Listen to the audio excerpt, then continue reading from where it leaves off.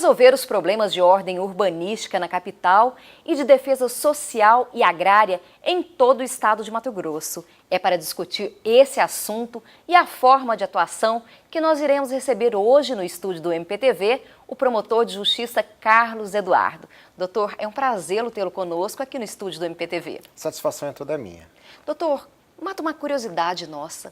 Como é a forma de atuação dessa promotoria que é tão abrangente? É uma atuação bem ampla e também mista, né? Nós temos a atuação na defesa da ordem urbanística aqui em Cuiabá, na capital do estado, que envolve as atuações, especialmente na questão da habitação do urbanismo, como são as promotorias tradicionais em outros estados, né? E também da defesa ambiental aqui na capital. E também a atuação na Promotoria de Defesa Social e Agrária, que tem a atribuição regional em todo o estado de Mato Grosso. E nós atuamos especialmente nos conflitos coletivos pela posse de terra rural, que envolve geralmente os movimentos sociais ou associações de pequenos produtores.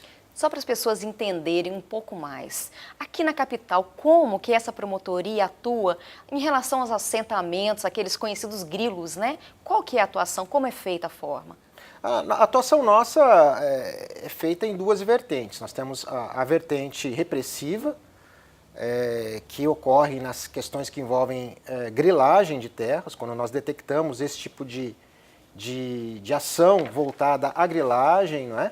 Aí nós temos uma atuação repressiva mesmo, seja para coibir loteamentos clandestinos, venda indiscriminada de terrenos irregulares, ocupação de áreas públicas, não é? Mas também temos uma ação de promoção da política habitacional, da política de regularização fundiária também, naqueles assentamentos já consolidados, onde os moradores estão há muito tempo buscando a regularização fundiária. Inclusive, existe um trabalho que foi feito em parceria com a Defensoria Pública, não é isso? O nosso trabalho, nós temos um trabalho em conjunto com a Defensoria Pública na questão da regularização fundiária.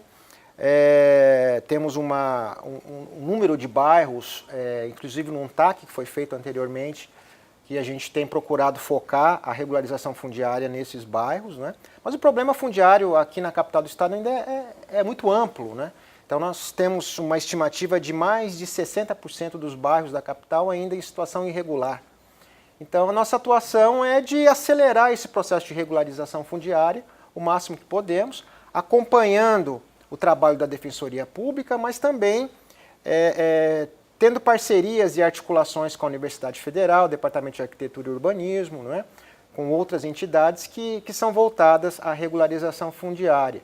A atuação nossa também nas comissões de regularização fundiária, tanto estadual como municipal, também é importante, porque a gente tem contato com todas essas outras entidades, seja a União, através do INCRA, o Estado, pelo Intermate, o município, que também tem a gestão da questão territorial.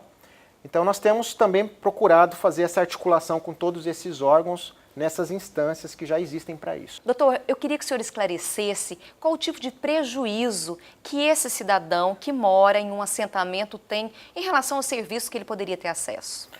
São serviços básicos, muitas vezes acesso a serviço de drenagem, serviço de esgotamento sanitário, às vezes até de luz, eletricidade. Em muitos municípios, há restrição de instalação desses serviços em loteamentos clandestinos ou ocupações.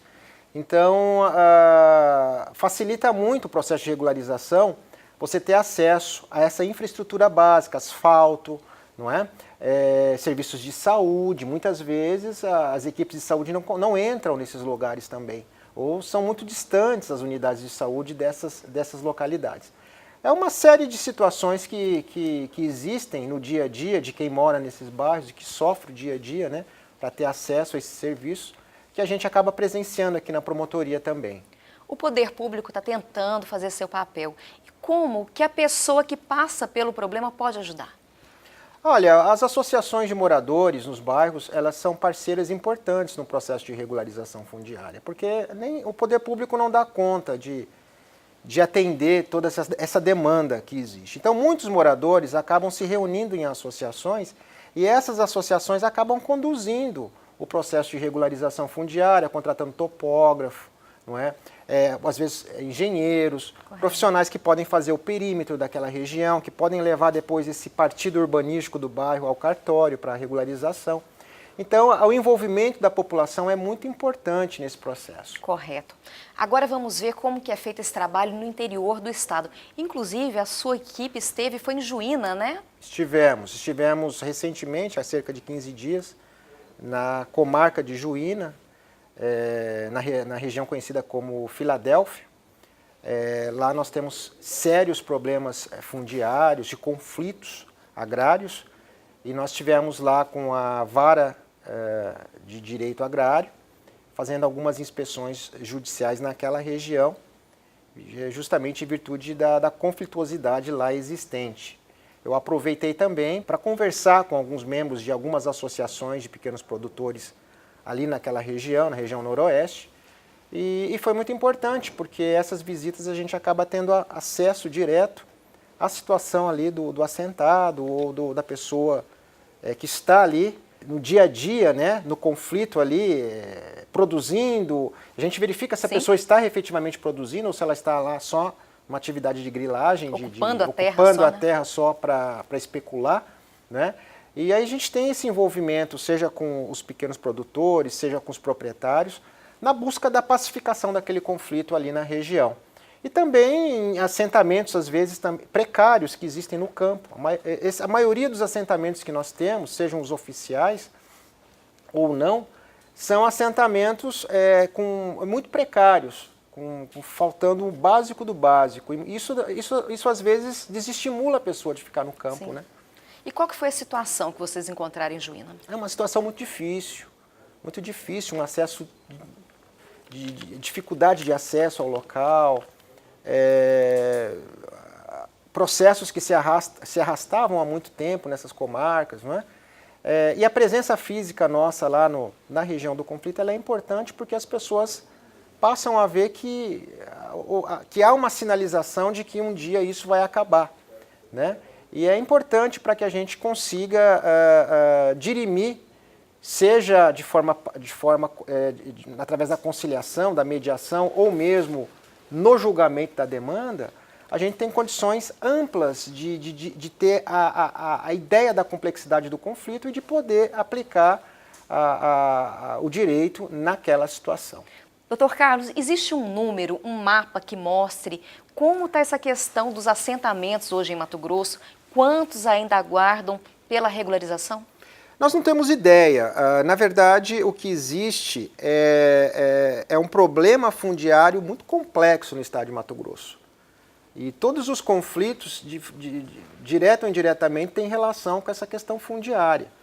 Nós temos ainda muita terra devoluta, ainda não arrecadada, né, seja por parte da União, seja por parte do Estado, que acaba gerando esse clima de caos em muitas regiões do Estado. Nós temos na região norte, por exemplo, um número muito grande de terras devolutas da União e fazendeiros que já estão sobre essas áreas há muito tempo. Então nós temos, por outro lado, os movimentos sociais que exigem a reforma agrária, a distribuição dessas terras. Então os conflitos se potencializam muito, ficam violentos nessas regiões, às vezes com mortes.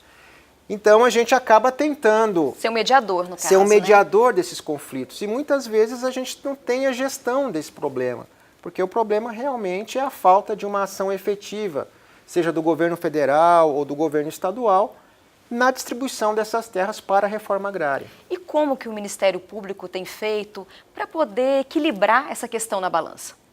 Bom, nós temos procurado, na medida do possível, principalmente nas áreas do Estado, onde a gente tem um poder de atuação efetivo, de exigir que, quando nós identificamos essas áreas, que se faça efetivamente a arrecadação dessas áreas para a reforma agrária. Nós também temos procurado atuar em alguns assentamentos que foram criados ou estimulados pelo governo do Estado, para que seja feita a regularização fundiária nesses assentamentos, porque esses assentamentos muitas vezes colocam as pessoas lá, mas sequer distribuem legalmente as terras para essas pessoas, não é?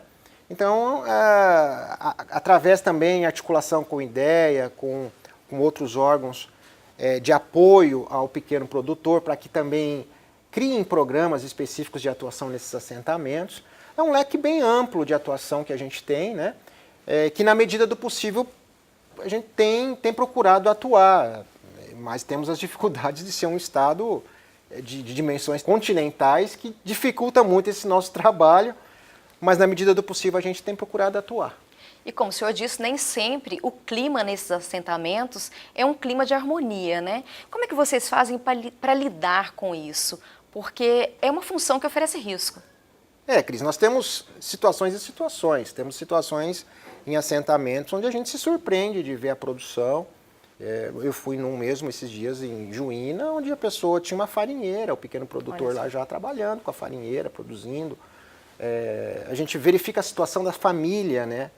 A família que está lá instalada, se a criança está lá morando junto, se a família está junto, se a criança está tendo acesso à escola.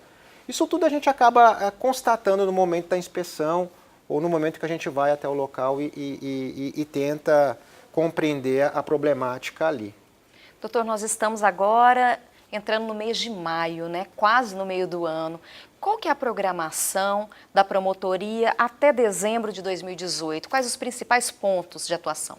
Nós só temos mapeadas algumas regiões de conflito mais intenso, onde, junto com a vara agrária, vamos procurar enfrentar esses processos, essas questões.